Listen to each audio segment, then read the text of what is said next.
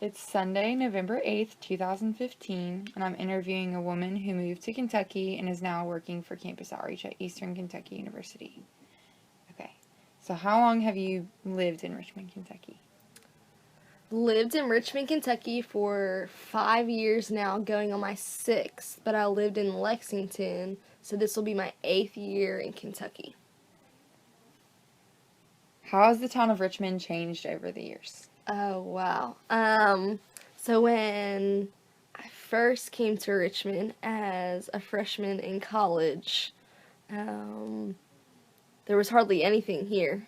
And then over the years, it's grown and developed, and even the campus at Eastern Kentucky University has changed. I mean, buildings have gone down, new buildings have gone up.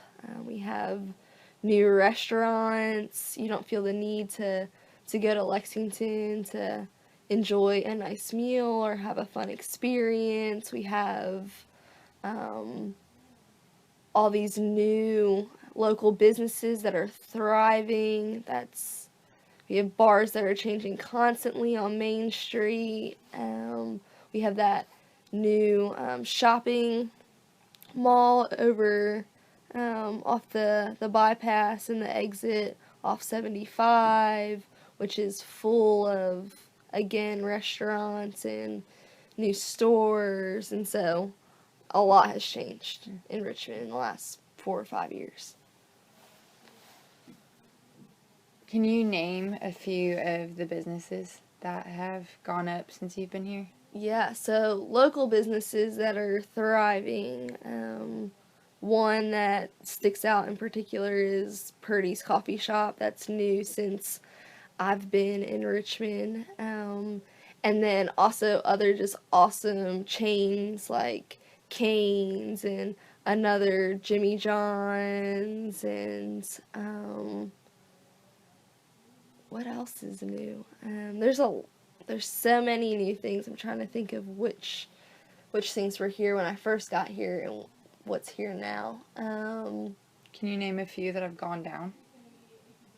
Like any buildings or anything that Oh, have on gone away? campus, yeah. So the Combs building has gone down. They're getting ready to tear down the Martin building, which, I mean, are local dorms at a central location on campus that were close to where I resided my 2 years on the college campus as a freshman and a sophomore. And so those are going down. And then a new one that's gone up is the new science building and the development over there, as well as the new dorm, and then Grand Campus. Oh, and I don't even know what it's called. It's like way over my head and too like high tech for me to even wrap my head around. But the bridge that The over bypass thing? yeah, Yeah. so the over bypass. I mean, when I was a freshman in college, we just jaywalked the road right there. And now they have this new structure that makes it really convenient for students to legally cross the street in warmth. So that's great, but just so different than what it was. Do you think that the population here is like thriving, that it's getting bigger, or do you think the town of Richmond is dying? I think the city of Richmond is thriving. I think that community um, is at an all-time high. There's this sense of unity now that didn't exist when I first got here. Um, and I think a lot of that has to do with just the outreach of local businesses and just events that have taken place here in Richmond. However, I will say that I think that the crime rate has increased. And so I think community has increased and that has been healthy, but I think something that has been a negative consequence in the last couple of years is just an increase in poverty and crime and violence. Have you experienced personal, witness to poverty? Oh, for sure. So, you don't see it as much on the college campus. It's difficult to identify, but when I moved off campus, in a house off Main Street, you begin to see more of the homeless population here in Richmond, and so that was probably my first taste of it. And then I became very sensitive to it, and I was very observant and aware of, I guess, the needs of Richmond. So, where did you grow up, and what was it like when you grew up? Yeah, so a lot of pride. I was born in Philadelphia and raised in South Jersey, just over the bridge. Come from a broken home, so I lived with my mom, and then my dad had custody every other weekend. I had an older brother. My mom was a single mom who worked 3 jobs and was putting herself through nursing school, so my great-grandmother helped to raise me and my brother.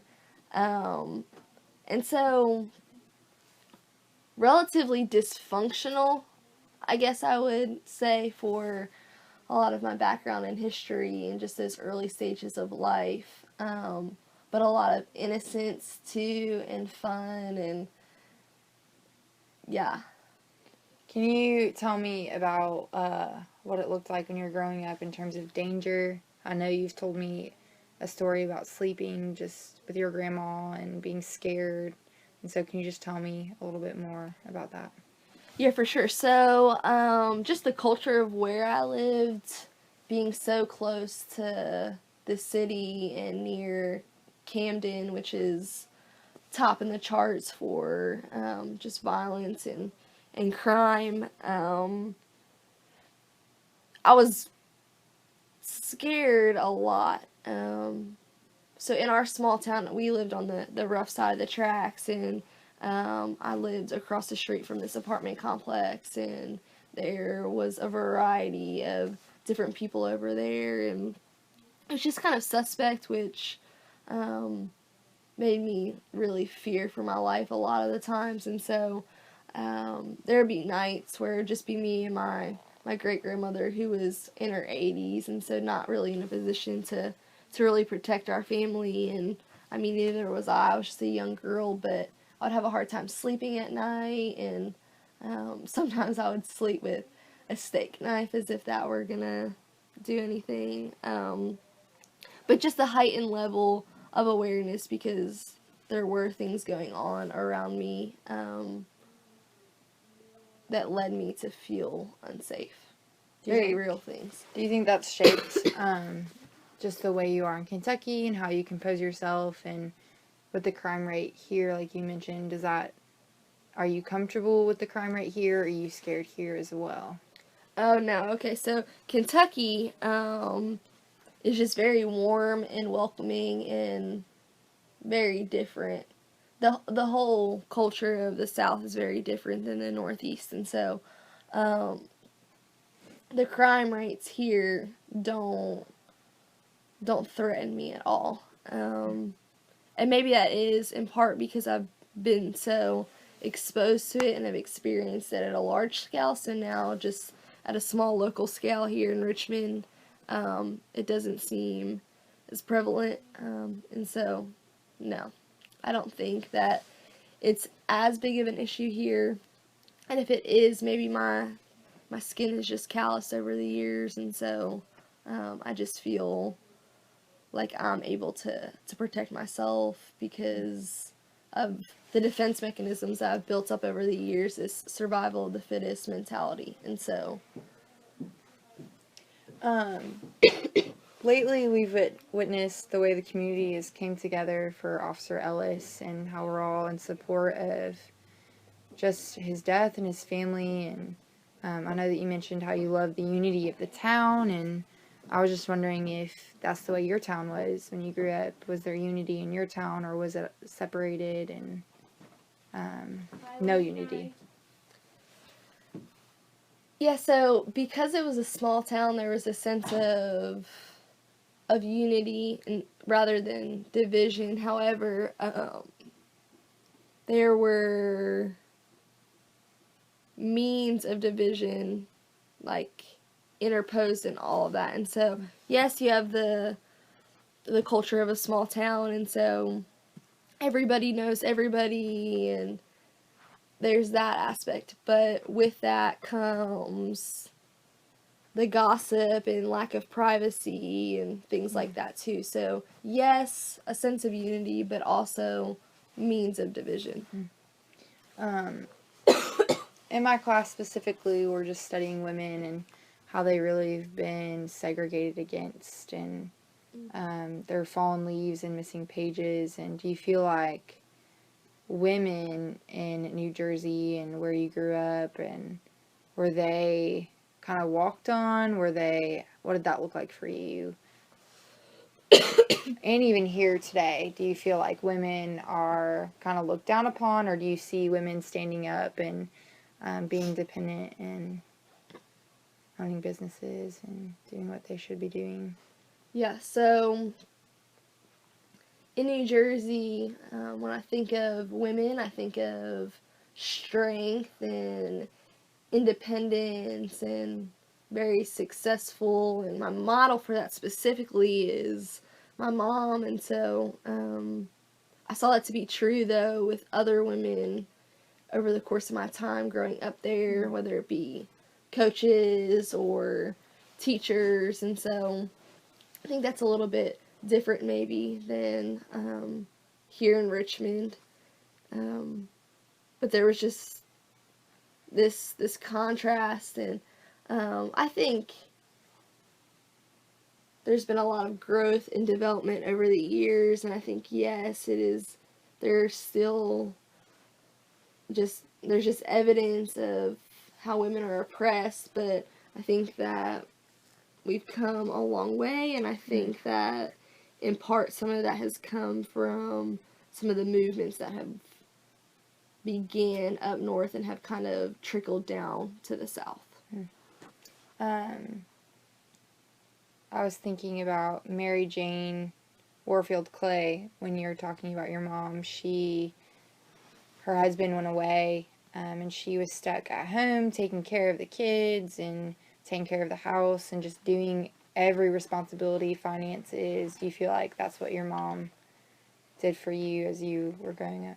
Oh, definitely. So, because my parents were divorced and my mom didn't get a lot of support from my dad, she took on two roles. And so she was both the mother and the father. And so she held down the role of loving and caring and nurturing both my brother and I. But then she also had to be the role of provision. And so she worked and to put a roof over our head, clothes on our back, food in our mouths, and then just the authority in terms of discipline, and then protection and keeping us safe. And so yeah, she for sure fulfilled two roles in one. And it's funny because as women, we got really excited about like just the women's rights movement and just things that have happened since that time. But at that time, women just had to stay at home and care for the children in the house. And now there's this expectation that we not only care for our children in the house, but we also go out and get a job. And there's a great deal of pressure that comes with that. And I think that my mom is just a rare exception, and she loved the pressure, and she was convinced that she was going to prove that she would be victorious and could overcome all of the adversity. But I think for women today, there's a real tension there. So now that we've just heard a little bit of your life, your background, what caused you to move here to Kentucky?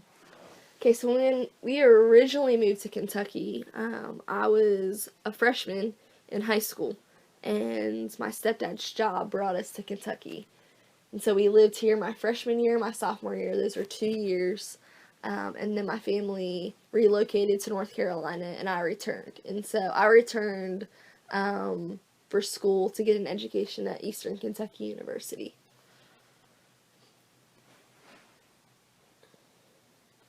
What is your best memory of going to college at Eastern Kentucky University? Okay, so EKU holds a sweet place in my heart. I love everything about it. I love that it's a small campus. I love just how when you go to class each day, you see a familiar face, and there's just a lot of character to the campus, I guess. But my biggest takeaway and just the greatest impact my time at EKU is my life collided with Christ. And so, like I shared, I grew up in the Northeast where the name of Christ is really kind of unfamiliar. And then when I moved down south to the Bible Belt, specifically rooted here in Richmond, I began to experience just the truth of the gospel, and it really awakened me to a greater purpose of life. And so that's hands down my best memory at EKU, and something that will forever be impressed upon my heart and will move me forward into the years to come, whether it's here in Richmond, Kentucky, or somewhere else. Would you say that you were a Christian the whole time at college, or just tell me about when you just kind of changed perspective, and tell me in a little more detail about it? Yeah, so when I came to college, I was a professing atheist my freshman year, and was really just trying to find a place to fit in. And this first couple of weeks, everyone's really fighting to be Lord over your life, and so they want your time and your attention. And so I tried a lot of different routes on the college campus. I would go to atheist meetings. I dabbled in the Greek system a little bit. And it just wasn't fulfilling or satisfying. And so in my brokenness is when just students and staff of the Ministry of Campus Outreach began to faithfully pursue me. And over the course of time, in their patience, it just clicked. And so I'd say that I was a believer the beginning of my sophomore year and walked with the Lord faithfully the rest of my time at EKU. That's awesome. What were you studying while you were at EKU? So I came to EKU with this dream of being a teacher. So ever since I was a little girl, all I ever wanted to do was to make a difference. And I had a couple of teachers who really had made a huge impact on my life. And so I started out in elementary education, and I did enough observations to realize that I didn't love kids maybe as much as I thought I did, but I still had a love for people. And so because my great-grandmother helped to raise my brother and I had cultivated just really a deep love for just the elderly population. And so I thought, okay, cool. I'm really just burdened for the oppressed, and I really love people, and I'm passionate about justice and advocacy. So I began to brainstorm and landed on social work. And so I switched my major from education to social work, and really loved social work. But while in the social work program, that's when I became a believer. And so there's this clear distinction between social work practice and then following Jesus in this aspect of religion and the spiritual realm. And I just felt like it would be a disservice for me to tell clients that they needed everything but Jesus, knowing that those other things would not fully satisfy them. And so at that point, changed my major again to communication studies, and I felt called by the Lord to full-time ministry, but my parents are not believers, and so they really just challenged me to finish school out, despite my desire to drop out and to go to Haiti. And so I honored my mom and my stepdad, and I finished with a communication studies degree on time. So I heard you say, just talk about your grandmother a little bit, and I was just wondering, did she tell you stories? Did she ever talk to you about anything in terms of history or? Oh yeah, so she's full of stories. She's a lot of fun. She served in the war. It's actually where she met my great grandfather, who I never had the opportunity to meet, but have heard nothing but great things about. And so when she went overseas in the war, she had this really good friend, and they would cut up. It was Pee Wee and Shorty, and they did a lot of life together. And they were the teleoperators, and my grandma went overseas and she was engaged to another man. And then she met my grandfather, and he is from the Northeast, and she was a Southern belle from Mississippi, and he was determined to have his way, and she really caught his eye, and he really desired my grandmom and wanted for her to be his wife. And so, long story short, my grandmom called off her engagement and married my grandfather and moved from Mississippi up north and had 2 kids. But that was her experience there. And a couple years ago, when I graduated college, she had an accident and was laying in a hospital bed, and the nurse asked her, she said, "What's the best thing that you've seen in your lifetime?" And my grandmom said, "Oh, the technology, like how things have changed over 90 years." And the lady then followed that question up with, "What's the worst thing that you've seen?" And my grandmom said, she said the dope. And so she just said that drugs and alcohol have really ruined our world, and it really is saddened her heart. So you said you were going to do ministry, and did you end up doing that? I did, but not the way that I had envisioned. So shared that I switched from social work to communication studies, and at that point I really felt like the Lord was calling me to Haiti. I had spent some time there on a short-term mission trip, and really just loved the nation and fell deeply in love with the people, and just wanted to offer some hope there, and really had this vision of building up leaders and laborers for the kingdom of God, but also to just see the nation of Haiti grow and develop from third world. And so I thought, okay, I'm gonna go, and I'm gonna teach them about Jesus, but we're gonna teach them trades, because that's what will stir their economy and that will alleviate the poverty. And so I had a lot of really big ideas, but God had something different in store for my life, and so He led me in a different direction, and that's how I came to the point of being full-time staff with the Ministry of Campus Outreach on EKU's campus here in Richmond. What lessons has work life taught you? Just tell me a little bit more about what you do and what your days look like, and just how is it growing you, building character, and just as a woman, what does that look like for you, and is it hard?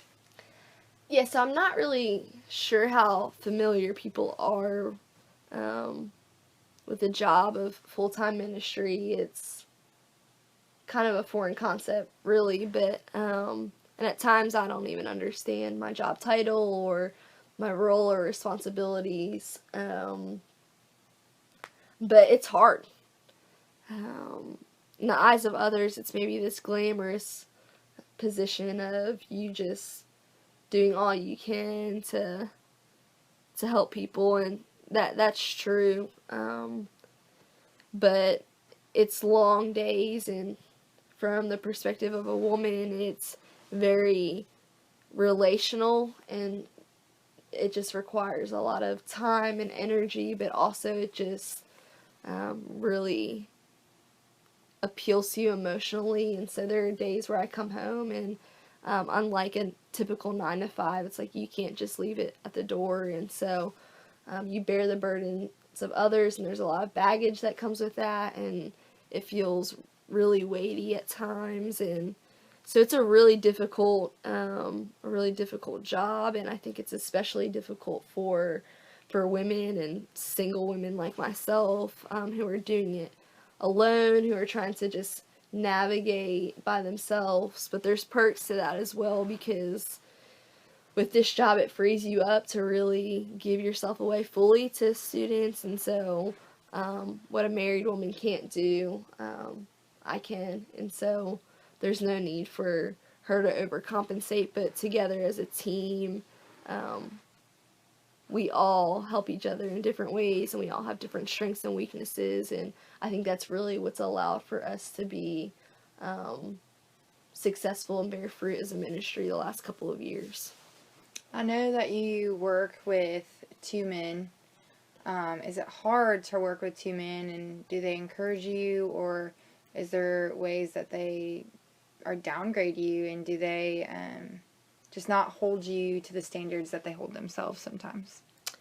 Yeah, so I was a little apprehensive to join the team that I'm on at EKU and come alongside these 2 men, but they've really been great. I mean, it's a learning process. This is very new, both for them and myself, and so there's a lot of grace in our failures and imperfections on both ends. But they've extended me a lot of love and compassion, and have really tried to just meet me where I'm at and enter in.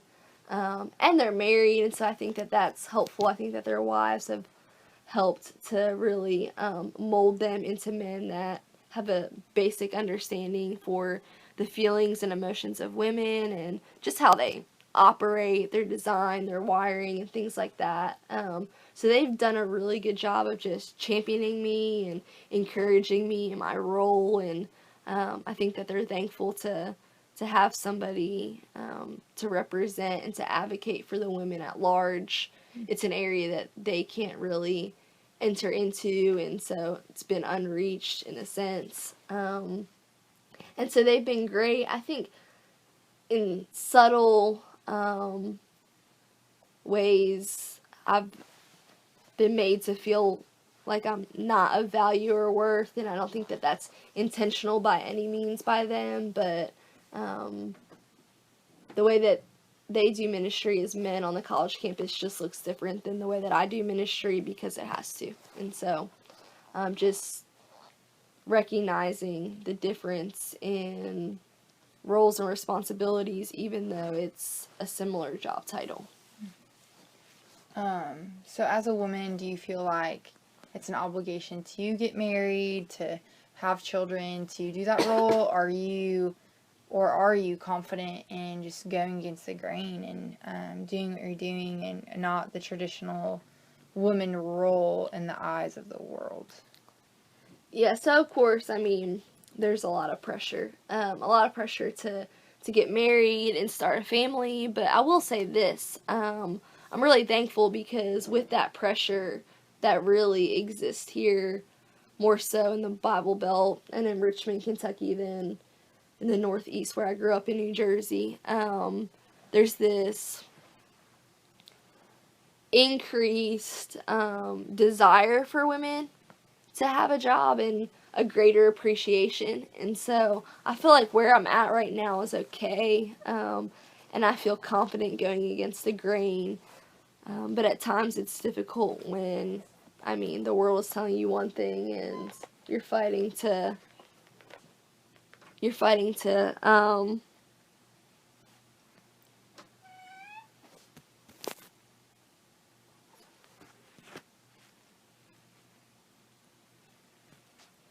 Okay, sorry for the distraction. We're just going to move on to a new question. So I know that your mom practices midwifery. Can you just tell me a little bit about that? Yes, so she not only practices midwifery, but she's a home birth midwife, and she owns her own practice now in North Carolina. So my mom was introduced to home birth when we moved to Kentucky when we were living in Lexington, and she really grabbed a hold of that, and she's all about empowering women in a natural way, and she loves and really values life, and so this is the best way that she can together see those two worlds collide. So do you think, just watching your mom's just path of life and how she's really just stepped up and taken on the two roles, and she has her own business now and she's successful, and do you think that's played a role in how you compose yourself in your life and just your goals, and how it's helped you to be an independent woman? And For sure, I would like to say that she is a huge reason why I am the way that I am today, and just the desires of my heart, and then also like my timeline of where I want to be and what I want to do, but also that source of encouragement of you can do this. I feel like we have to, as women, constantly fight the voice of others, and then I had this voice going against that of the world just saying you can do it. And not only can you do it, but I saw that to be true through her life, and so she not only walked the walk and talked the talk, she did it. And so she was a woman who really led out in strength, and it's something I feel like that I could follow in. that's awesome. All right, well, last question of the day, and in my class we're really studying women who've just stepped up to the plate and just paved the path for other women to walk through, and sometimes it's been hard. And I was just going to ask you if, just like Laura Clay and Enid Yandel and Linda Neville, do you feel like you could be doing the same for other women in terms of ministry and campus outreach? Yeah, let me preface this by saying that I don't think that I'm this big to do in the ministry, but I will bring attention to just the unique circumstance of campus outreach in this region here in Kentucky, and we're full of a team of just married couples right now, and so myself being a single staff woman, this is a very new concept, and so what comes with that is a lot of freedom to just do whatever. And we're for sure, like myself and then some other girls that are getting ready to join our team, we're for sure pioneering this movement for women and really just paving the way for what this is going to look like. And so right now it's a little bit difficult because there's a lot of uncertainty, but I just think for years to come, I mean, this job is going to be smooth for women. They're going to clearly know their role and responsibility, and there's going to be expectations put in place that they could walk in. But more than that, it's like they're going to hold this confidence in their position, and they're going to be able to really give their life away for the sake of multiplication and the kingdom advancing, and what we hope to be true is a ministry of God being glorified and raising up leaders and laborers for a lost world. I think that we will see that to be true both with the men and the women, and we'll have women specifically that will know and love Jesus for a lifetime and will be godly wives and mothers, and will enter the business world and will be teachers and nurses, and the gospel will go forth to the corners of the world. All right, well, that's all I have. Thank you for your interview.